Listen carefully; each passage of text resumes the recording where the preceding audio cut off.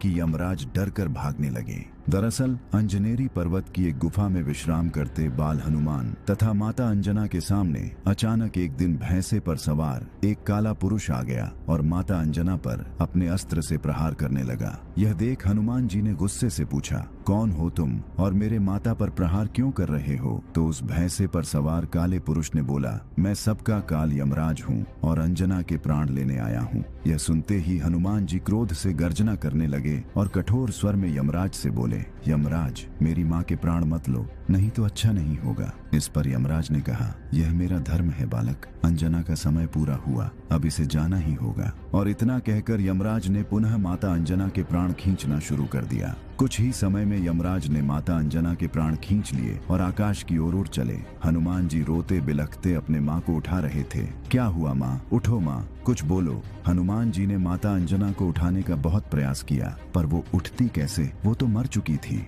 अब हनुमान जी ने क्रोध से गर्जना करना शुरू किया, यमराज, मैं आ रहा हूँ। आज या तो मेरी माँ जीवित होगी या इस संसार से काल का अंत होगा। और इतना कहते ही हनुमान जी ने अपना आकार अत्यंत ही विशाल करना शुरू कर दिया। देखते ही देखते वो बालक हनुमान अब साक्षात महाकाल का रूप बन गया। उनकी भुजाएं फरकने लगीं और आंखों से अंगारे बरसने लगे।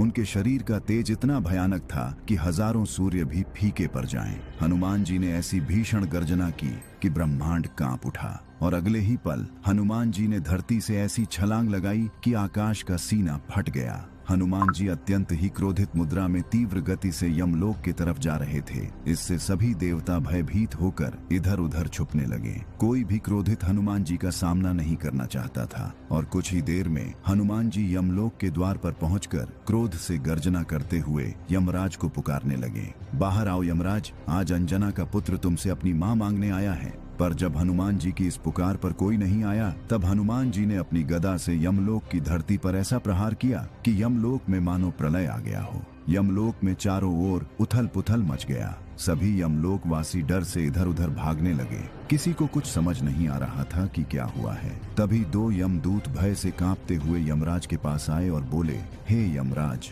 हमारी रक्षा करें। द्वार पर कोई वानर आया है, उसकी गर्जना से यमलोक में प्रलय का माहौल बन गया है। इस पर यमराज ने कहा, उस हनुमान का ये दुस्साहस मैं आज ही उसका अंत कर दूंगा। तुम लोग चिंता मत करो। और क्रोध से गर्जना करते यमराज अपने महिष भैंसे पर सवार होकर हनुमान जी से युद्ध के लिए चल दिए।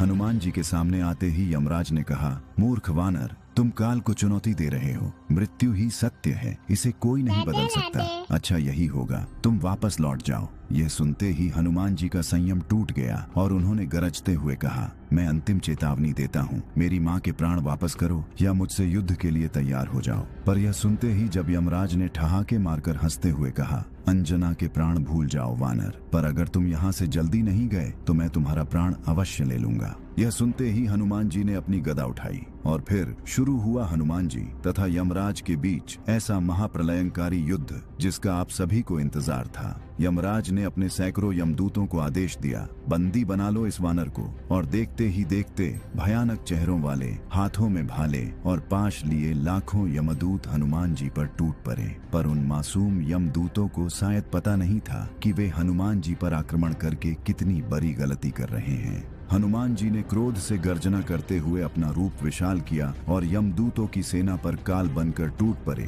कुछ को उन्होंने अपनी मुट्ठी में पकड़ मसल दिया और कितनों को तो अपने पैरों से ही दबाकर मार डाला। हनुमान जी का ऐसा विकराल रूप देख सभी यमदूत थर थर कांपते हुए डर से इधर उधर भागने लगे। यह देख यमराज ने एक काली तलवार प्रकट कर हनुमान जी पर प्रहार कर दिया। पर हनुमान जी इतने उग्र हो चुके थे कि यमराज का वो तलवार जैसे ही उनके पास आया, वैसे ही उन्होंने उस तलवार को अपने दोनों हाथों से पकड़ दो टुकड़े में तोड़ दिया। यह देख यमराज का क्रोध सातवें आसमान पर जा पहुंचा। उसने सोचा यह वानर साधारण शस्त्रों से नहीं मरने वाला। और तब यमराज ने तुरंत अपने मायावी धनुष का आवाहन किया और उस पर एक ऐसा विनाशकारी बाण चढ़ाया जो साक्षात काल का रूप था। यमराज ने जैसे ही वो भयानक बाण छोड़ा, वो बाण हवा में आते ही हजारों बाणों में बदल गया। वो हजारों बाण तीव्र गति से हनुमान जी की ओर बढ़ चले। यह देख हनुमान जी ने भी अपनी गदा को तेजी से घुमाकर हवा में छोड़ा और तभी वो गदा अनेक दिव्य गदाओं में बदल गई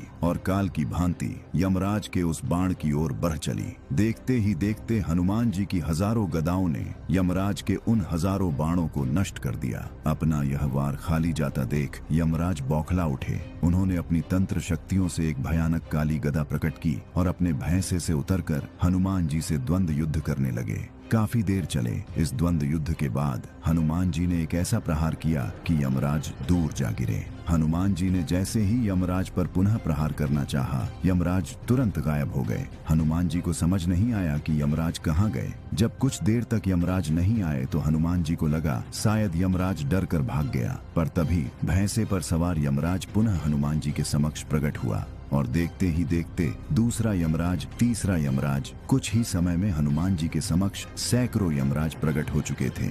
हनुमान जी अचानक इतने सारे यमराज को देख सन्न रह गए। तभी उन सारे यमराजों ने हनुमान जी पर सैकड़ों अस्त्र एक साथ ही चला दिए और यह देख हनुमान जी क्रोध से तिलमिला उठे।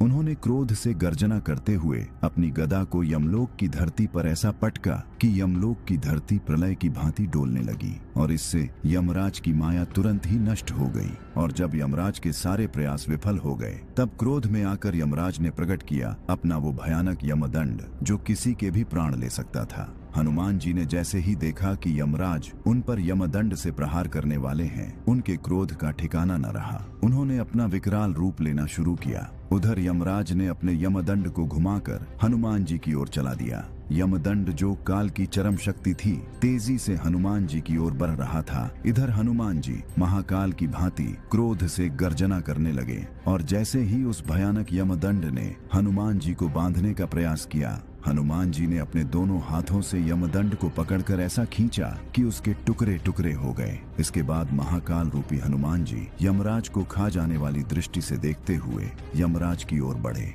उनका आकार बढ़ता जा रहा था। उनके शरीर से दिव्य प्रकाश निकलने लगा। उनका क्रोध से गर्जना करता हुआ विकराल रूप ऐसा था मानो उन्होंने अपना विश्व रूप ले लिया है। यमराज हनुमान जी का ऐसा रूप देख डर से थर थर कांपने लगे। हनुमान जी अपनी गदा को लहराते हुए महाकाल की भांति यमराज की ओर बढ़ रहे थे। यमराज ये देख डर से इधर उधर भागने लगे। यमराज को अब लगने लगा कि अब हनुमान जी उनका संहार कर ही देंगे, अब उन्हें कोई नहीं बचा सकता। इस भयानक दृश्य ने तीनों लोगों को हिला दिया और फिर ब्रह्मा जी ने आकर हनुमान जी के क्रोध को शांत करना चाहा, पर वे भी असफल रहे। इतने उग्र हनुमान जी ने गर्जना करते हुए अपनी अंतिम घोषणा की, मुझे मेरी माँ दे दो, नहीं तो आज यमराज का अंत निश्चित है। और फिर आगे बढ़ते हुए हनुमान जी ने अपने विशाल मुट्ठी में यमराज को दबाकर जैसे ही अपने गदा से यमराज का अंत करना चाहा, तभी वहां भगवान विष्णु अपने दिव्य चतुर्भुज रूप में प्रकट हो गए और उन्होंने हनुमान जी को माता अंजना के प्राण दे दिए।